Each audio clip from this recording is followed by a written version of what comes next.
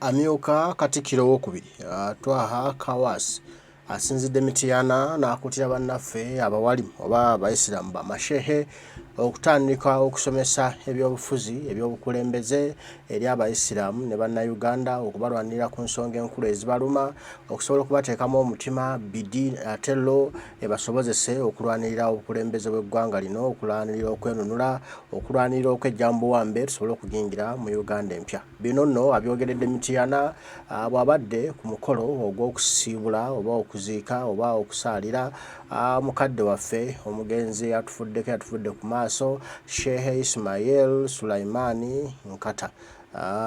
Era ng'ono abasabye obuteemalira mu bya ddiini byokka wabula ate neeno mu by'obukulembeze basobole okuyingirayo kiyambeko okuzimba Uganda empya ey'omulembe.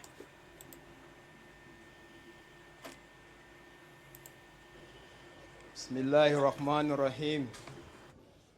Wassalatu wassalamu ala Rasulullah Muhammad ibn Abdullah sallallahu alayhi wasallam. Sebo Supreme Kadi ngenda kusaba nange nyimirire ku protocol nga bweri wano. Mwenna abali wano bakadde baffe ba mashekh abakulu ba gavumenti y'e Kampala ne bannange ab'e gavumenti y'e Mengo, abantu ba Allah subhanahu wa ta'ala mwenna abali wano,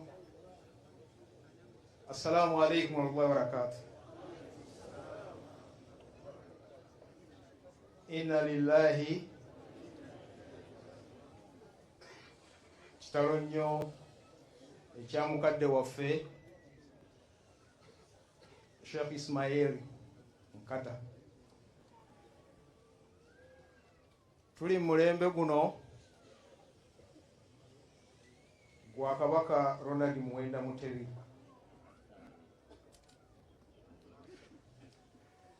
Yatugamba omulembe gwe tulimu ne ministry n'aginkwasa nga nzijeko Obwakatikkiro bwerumyuka, mulembe gwa tekinologiya, era nze minisita avunaanyizibwa ku mirimu tekinologiya n'obuyiiya Bwakabaka bwa Buganda. Kyandibadde kya nnaku nnyo nga baseeka musigadde mu looko ya Naloogo nga temweyambisizza mukisa gwa tekinologiya okutuuka ku ffe abagoberezi. Awo nno we neebaliza bashekhe bonna abali mu kiti nga Sheikh Nkata mwali, mwenna mwe muli wano mbalaba, tubagoberera Sheikh Boss, abali ku mutimbagano nga mutusomesa ne mugukozesa obulungi, bwe baggala batugaana okubeera n'ezi madalasa ne beerabira nti omulembe gwa Mutebi kati nno n'omutimbagano banaaguggala, tuba tuwulira era tuba tugoberera. Alhamdulillahi rabbil alamin. Mungu basasule musera bashekh ne Sheikh Nkata muwejja n'olwekyo mwebale kukozesa mitimbagano bulungi ne mutunnyonnyola. Waliwo Qur'an ya Sheikh Nkata ey'Oluganda, ndowooza mwena mugirina ku app, ndowooza yali Sheikh kiti naga Qur'an ekitege togisoma nga mawulire nti ye, gisome mu Luwarabu nti ye, gisome nga bawulira nti ye. Nenze ndi Muganda, Oluwarabu sikola ki serumanyi. Bwemala okusoma esukula yange ey'Oluwarabu ndumanyi olusoma naye kye bitegeeza oluusi ebimu bikola ki bigaana. Oteekako Sheikh Nkata n'akuwa tafsiri, bagita tafsiri oba kiki, n'akikuwa mu Luganda n'oteekako wali noweebaka ng'otegedde by'osomye kye bitegeeza. Basheeka mwebala, alhamdulillahi rabbil alamin. Abantu bano ffe abagoberezi kye tubaagalako ekyo, gwe mukulu gwe tubasaba basheekhe, tetulina kirala kye tubasaba. Bwe muba mwefumiitirizaamu banaakwogeraku ki?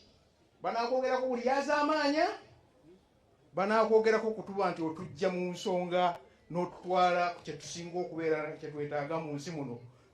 Twetaaga kusooka kugenda mu jjana ffe abagoberezi, si kyekyo kye tubasaba. Mutulage tugenda tutya muki mu jjana. Era gwe mukulu gwe tubasaba basheeke mwenna. Abamuli basheeka nga bwebwadde tetufaayo kasita bagamba nti oyo sheekh basi. Kurani etugamba omuntu mweki Allah muwe ekitiibwa kye, abatume bawe ekitiibwa kye, n'abakulembeze bawe eki. Bakugamba nti oyo sheekh oba yabujjawa gwe sheekh. Kyekyo sibuuza naye agamba ki, yeeyisiza atya, omukulu gwe gunaaba gutya. Abamu twagala okubajjako ekitiibwa ky'abasheekhe naye si biri atuleesewa.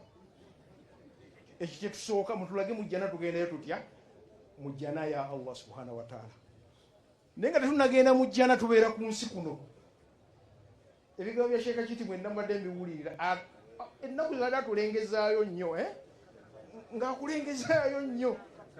Nkata, sorry, Sheekh Nkata akulengezaayo nnyo n'ogenda otya aloge. Wallahi Mungu. Kiti si yaddako. Mungu yamanyi. Mungu yamanyi.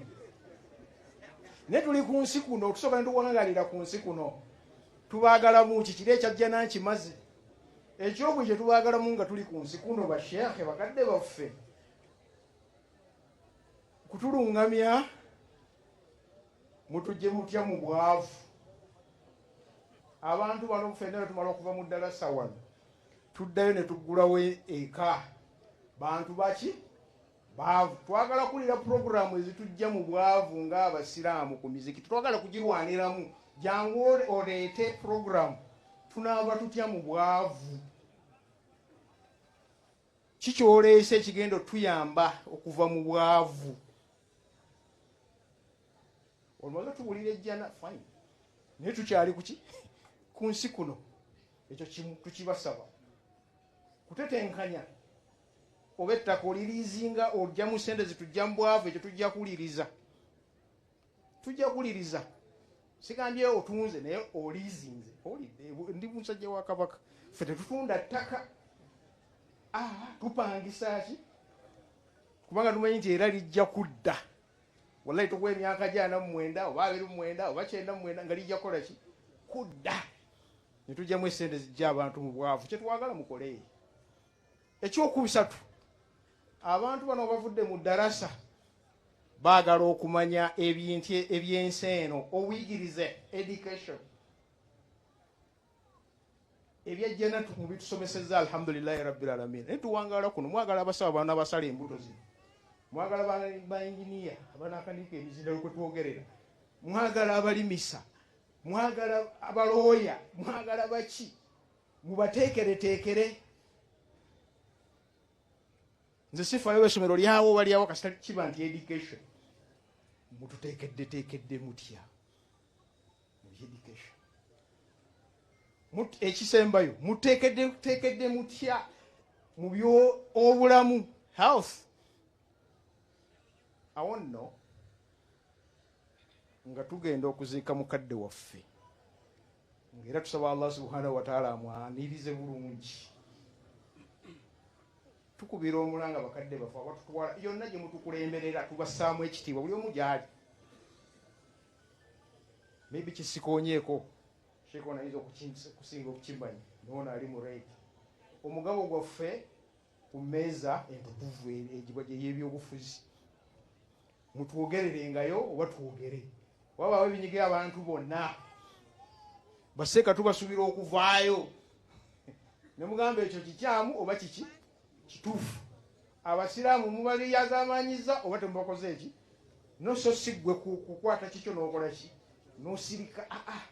Abantu bano bakibalowolezaamu toli mulala ajja kuboogerera.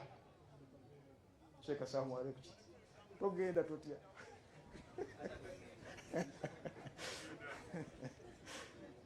Kale bannange nsembyayo okusaasira bazzukulu ab'enseenene mwenna.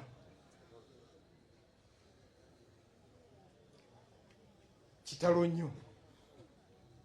Bazzukulu ba Kalibbala ensiisi. abeddira enseenene oli ngambye ye Ismail ate yani yenkata kitegeeza musajja musiraamu ate alina n'ekiki n'ekika. Olwekyo ab'enseenene mu kkowa eryo tubasaasidde nnyo, ne Ssaabasajja Kabaka tumusaasidde nnyo okuviirwako omusajja we. Abasajja abakulu abeebuuzibwako ensonga, tusaba Allah subhanahu wa ta'ala amulamuze kisa. Ekiro kino akitugamba bulijjo ekisooka mu Kabuli nti kitalo nnyo, kizibu nnyo, akitugamba kikulu nnyo. Amuteereyo ekitangaala, amusobozesa okuddamu ebibuuzo ebyo ebiri wansi eyo, amuwe nejja n'afirinaawusi. Ayi Katonda kuuma Ssaabasajja Kabaka. Assalamu alaykum wa barakatuh. Wa alaykum salaam wa rahmatullah. Akalango kano Seeka Zakaria. Ndowooza mubiwulidde ebigambo bya Katikkiro. Ategeezezza abantu ffenna twenyigire mu by'obukulembeze nga tusomesa abantu, nga tubuulira abantu ddala ebiri ku mmeezi entukuvu ebyobufuzi, tusobole okubyenyigiramu kituyambe okusobola okununula eggwanga lyaffe. Byebyo mbaagala nnyo, Donna Saabankuumire, tujja kuba tuddamu okubyogera. Mwera.